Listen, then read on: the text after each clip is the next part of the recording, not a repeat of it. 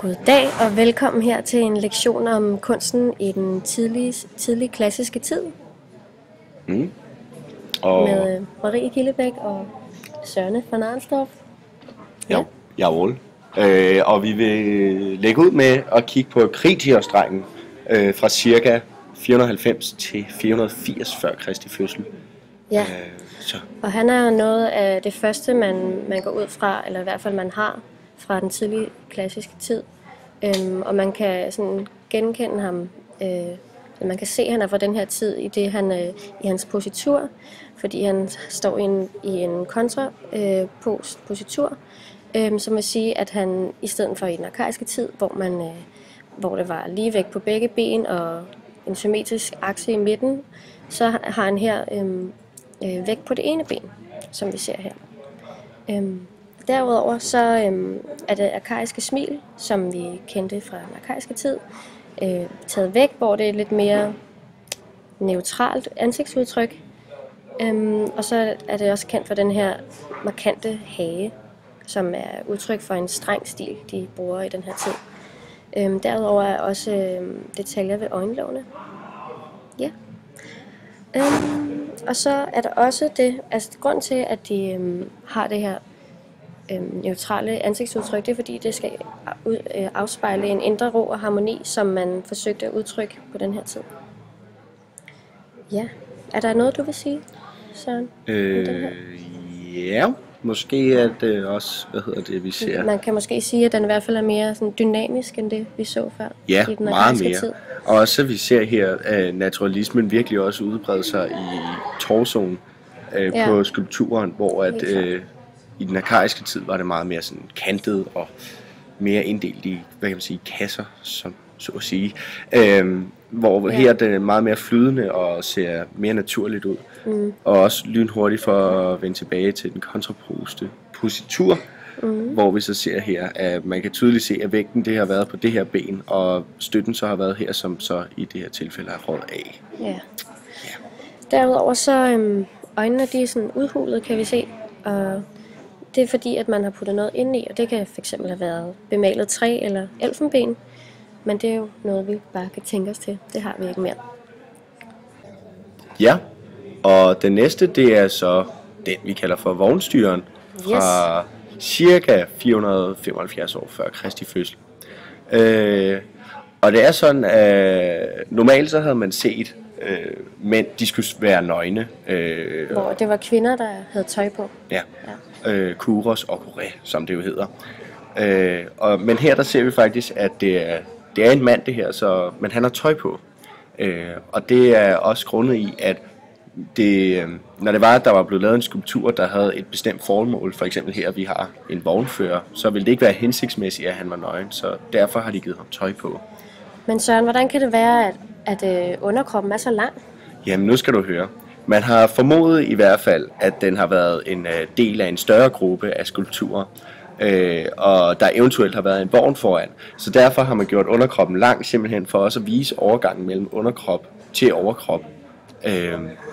For igen at vise en eller anden form for naturalisme ind over skulpturen. Ja. Men igen så ser vi den strenge stil igen ved ansigtet, specielt halen. Hagen, det ligner nærmest, at den falder ned til jorden. Det ser ganske sådan. Ja, den er ret markant. Ja. Men man kan også tydeligt se, at den måde, den står på, det vil man umiddelbart kendetegne som den arkaiske tid. Og hvorfor så det? Jamen det er fordi, at vi har den her symmetri gennem ned hele kroppen, og det er begge ben. Ja, på den måde. Og begge ben den er meget her, statisk. Yes, lige præcis. Begge ben står fuldstændig fladt på jorden. Men alligevel, så er det også med armene, at man kan se, at de rækker ud med noget vognstyre ting. For tøjler må det hedde, i hænderne. Så der er alligevel lidt dynamik i. Ja, altså det er jo, det er jo en overgang fra den arkaiske tid til den tidlige klassiske periode, så det er jo, man kan jo sige, Rom blev ikke bygget på en dag, som man siger. Ja, og her ser vi så en rødfigurskylix, som er fra bunden af en drikkeskål.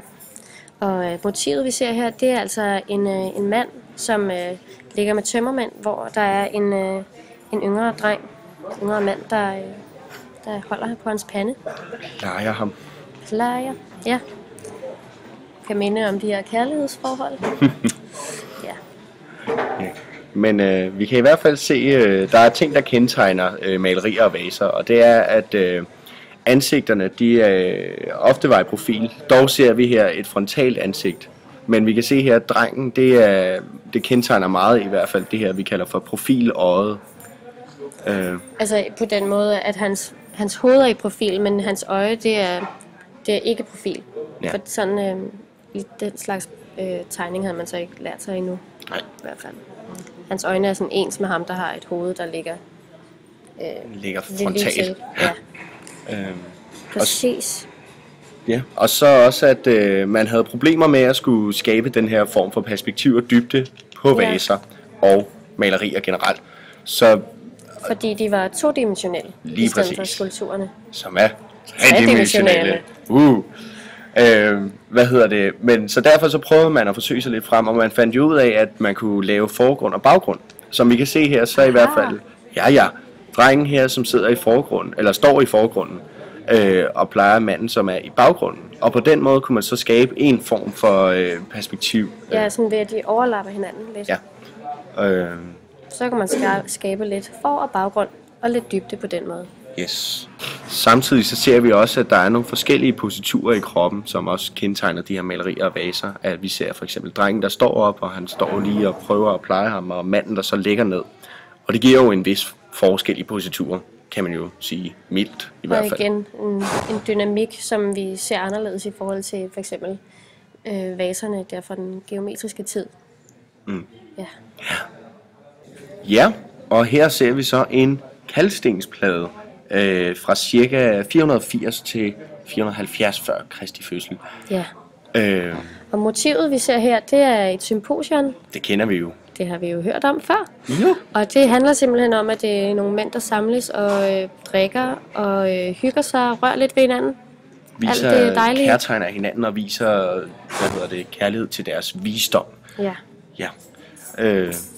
Ja, og igen så ser vi, ligesom vi så før, vi har det hele i 2D jo, fordi det er et maleri, og man havde jo problemer med at skulle skabe den her, ja, hvad kan man sige, tredimensionelle. Men igen så ser vi, hvis vi kigger herover på de to fyre, der sidder her, så ser vi også tydeligt en forgrund og en baggrund med hans arm, som stikker ind over den anden. Ja, det er rigtigt. Og så ser vi igen den her strenge stil i deres hager, som nærmest går ud af hovedet. Og de er ret voldsomme. Yes. Så har de her olivenkranser om hovedet. Og hvad er det nu, det betyder, Søren? Det betyder jo simpelthen, at de nok har været atleter. Aha! Ja, men og det kan vi også gå ud fra, hvis vi kigger på deres kroppe. Så markeret overkrop. Meget veltrænede mænd. De er alle sammen helt tegnet op, sådan i deres, især herover det er tydeligt, at han har en sixpack. Så det har i hvert fald været vigtigt, at man lagde mærke til, at de var veltrænet. Og igen, for os lige at pointere profiløjet jo, så ser vi faktisk alle sammen, eller alle deres øjne, eller alle deres ansigter, undskyld. Ja, de er alle sammen i profil. Alle sammen i profil. Mens deres kroppe er sådan, hvad det hedder, når det er lige frem. Ja, de er bare lige frem. De er frontale. Frontale, det er det hedder. Ja. Ja, sidst men ikke mindst ser vi her diskoskasteren, som også er her fra den tidlige klassiske tid. Ja, og faktisk så er det sådan, at han ligger fra, man har anskudt det til at være fra 450 før Kristus, så det er faktisk i slutningen af den klassiske tid. Ja. Ja. Her der ser vi igen meget dynamik i kroppen i det, at han ikke statisk står lige ret op og ned, men der er sådan asymmetri i hans krop. Men samtidig så er der også den her ro, der er sådan et spil mellem de her to ting, i det, at det er sådan et øjebliksbillede, men også i hans ansigt, som umiddelbart er utrolig afslappet og lidt ligeglad i forhold til den her hårde ting, han egentlig er i gang med. Ja, og det kan vi jo blandt andet, vi ser, hvis vi kigger på hans ansigt her, det ser jo fuldstændig unaturligt ud, når han skal til at kaste en diskos, og det er jo en svær disciplin at skulle komme ind i. Samtidig igen, så ser vi også, at vi har det ene ben, som mere bliver brugt som støtte. Samtidig så har vi selvfølgelig også støtte herom. Men vi ser så, at benet her, det bærer faktisk stort set hele vægten. Det var også, det her det er jo faktisk et romersk kopi af en græsk bronzeoriginal. Og dem i bronze, det var mere svært at lave, så der havde man den her støtte.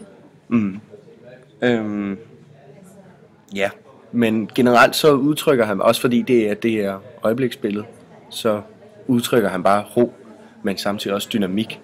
Og det er jo også den næste del af den klassiske periode, hvor dynamikken kommer med en stor rolle.